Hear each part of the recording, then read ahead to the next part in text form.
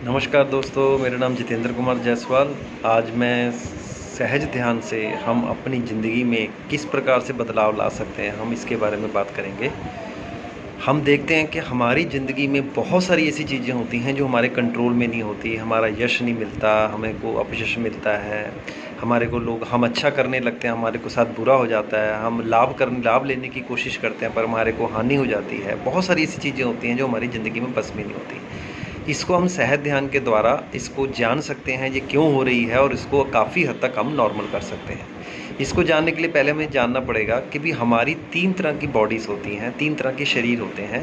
एक हमारा शारीरिक जो शरीर फिजिकली बॉडी होती है, एक हमारी मेंटल बॉडी अर्थात मानसिक शरीर होता है, और एक हमारी आध्यात्मिक बॉडी अर्थात स्पिरिचुअल बॉडी होती है।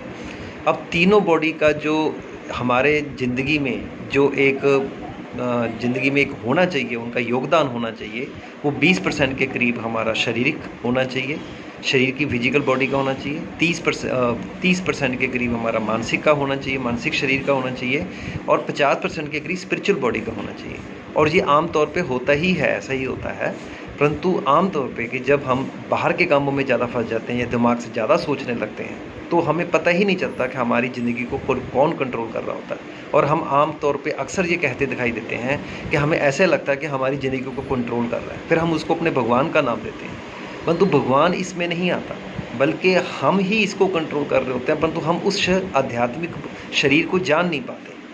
तो यदि आपको इसका योगदान सही करना है और इसको सही तरीके से जानना है, तो आपको सहज ध्यान करना चाहिए। सहज ध्यान सिंपल है, आप सांस की तरफ ध्यान दीजिए।